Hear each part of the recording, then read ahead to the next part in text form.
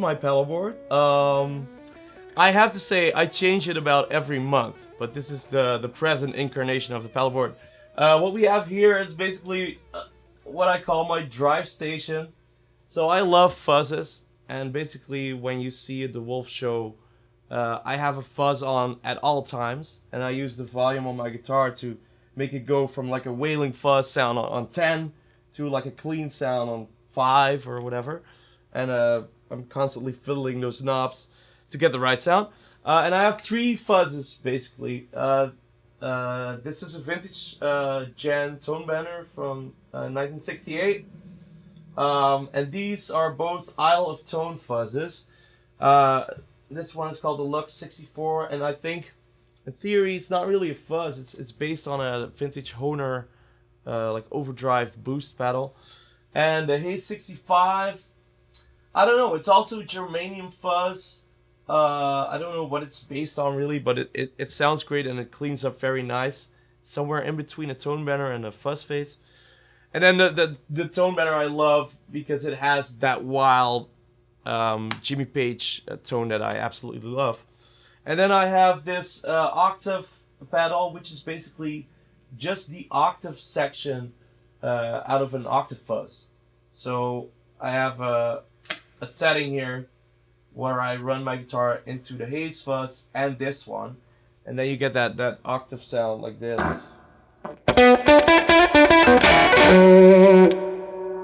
So that's pretty cool. And then it goes into the wah-wah, which is just RMC. Wow, it sounds pretty nice.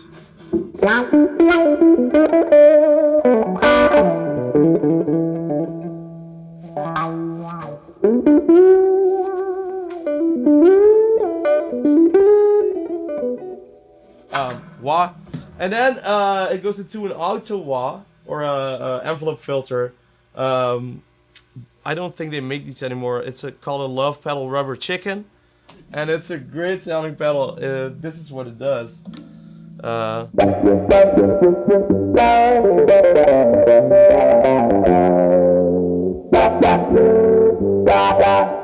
So it responds to the envelope basically, but it's the most vocal sounding envelope filter out there. I tried them all basically, and this was the one that won. It does have some noise issues, so I have to place it in a loop to prevent it from.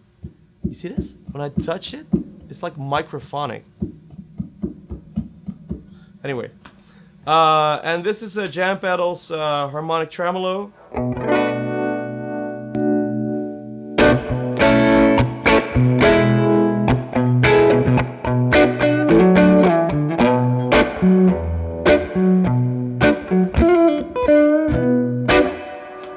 This is a very nice sounding harmonic tremolo. And then I have a reverb here, spring reverb, 2 channels. So I have 1 channel for just like a light reverb, and 1 for like an extreme Neil Young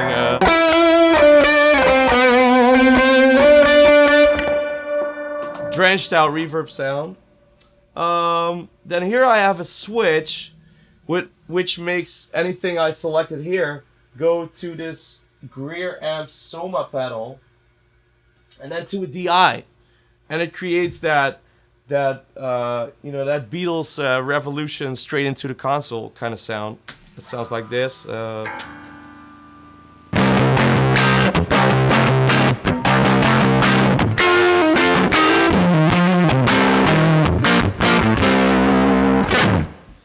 So when you hear that over a PA system, it's fucking grand. And I think that's about it. Oh, I have a switch here for the tube tape echo that's back here.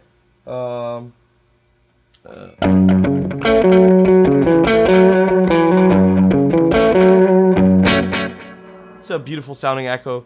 You can do cool little things with it like this.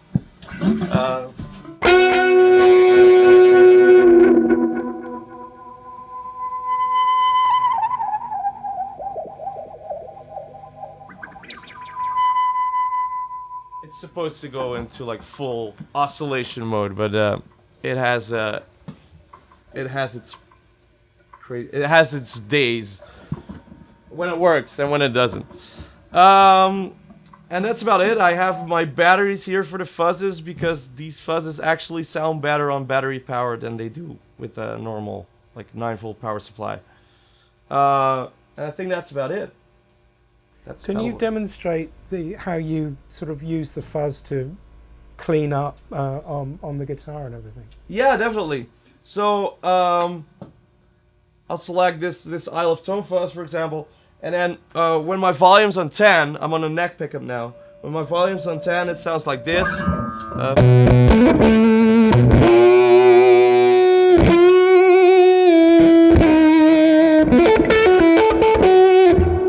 And then when I turn it down to 8, it sounds like this. When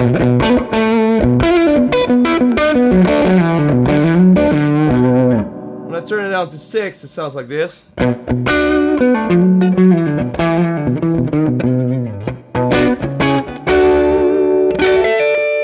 It already starts to sound pretty clean now. And when I go down to like 3, it's really a clean sound.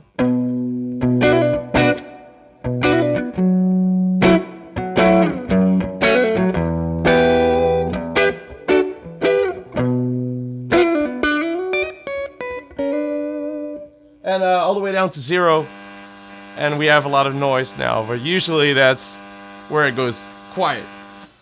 So I'll be switching back and forth. The cool thing with the Gibson guitar is that you can make like presets.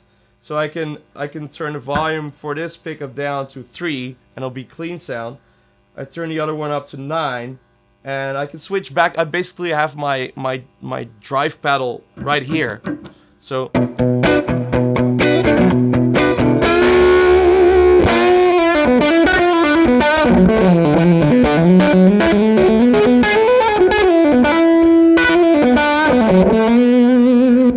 Which is pretty cool, and since I'm also the singer and the frontman in the band, there's no need to be around my pedalboard all the time. I could just walk over there and have my pedals basically here and here. I also love like experimenting with a tone control because you could get a wide range of cool sounds out of that too. So, for example, with the tone on 10, you get almost that Telecaster kind of twang.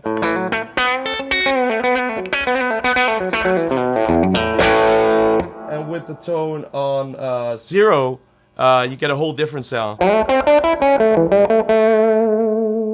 Almost like that Clapton woman tone that I love very much. So I love, when you see me live, I'm fiddling around with these all the time, basically. It's like an OCD thing almost. Because I also do this thing where I have the perfect sound is somewhere here, but there's a million possibilities. And sometimes I have found the perfect sound, and then I'm like, well, maybe a little more gain, and then I'll turn it off. It's like, now it's gone. But that's also what keeps it exciting every night and keeps it fun. Do you use each of the fuzzes individually, or do you mix them, or? Well, the way this thing is set up now, I can't mix them. Well, I could if I programmed it that way, but I just use them individually according to what the song needs. How do you differentiate between them? I mean, is one particularly good for lead, one particularly good for rhythm, or things like that? Yeah, so I consider this to be the heaviest fuzz. So when we're reaching that 100% energy point in the show, I'll be using this one. But it cleans up in a way that is less linear than those fuzzes. This one cleans up the most. Like when my volume's on 5 and I go to that fuzz, it will be cleaner than that one. This one is the brightest, and this one sounds more like a fuzz than that one. So I would consider this like my crunchy sound. This is like actual fuzz, but it can also be very clean, but then it's less bright than this one. And this is the one that tops them all when it comes to like full fuzz, but it doesn't clean up the nicest. Right. Can we hear the vintage one? Yeah, definitely. Sort of thing. So the vintage one on 10 sounds like this. It's really that.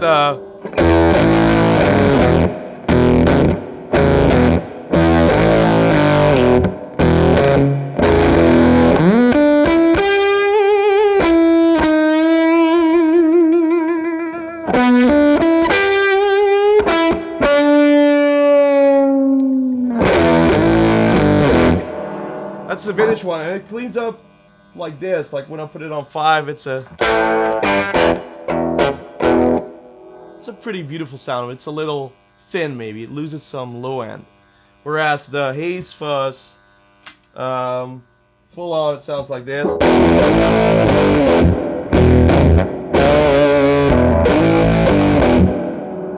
That's actually pretty gainy, and when I turn it down, it sounds like.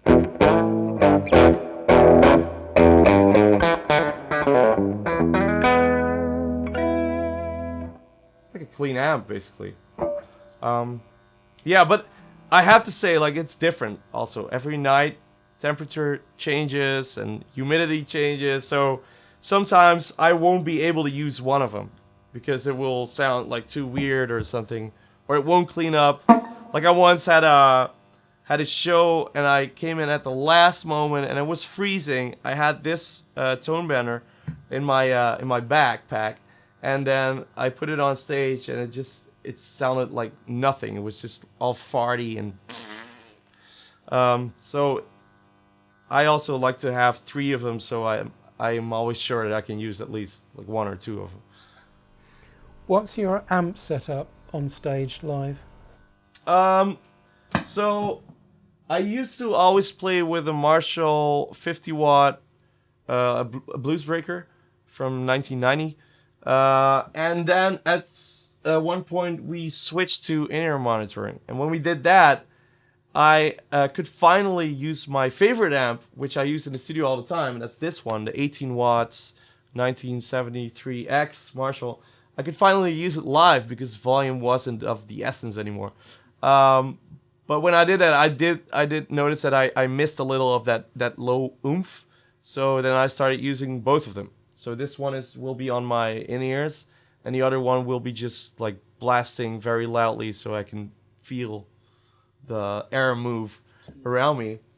And then when we play bigger venues, I also have like a 50 watt, it's called the 1987X, which is basically also, it's not a JTM 45, it's the one that came after it with a solid state rectifier, and that's a beast of an amp with a 4x12 cabinet, and that's my boost. So I will have a pedal on here that either lets the signal go through to that amp or not. And that's a brutal sounding setup. Those 3 amps together, and the amp itself it's not a clean amp at all. But I have the volume on 1 or 2, so when I bypass all these fuzzes, it sounds very clean.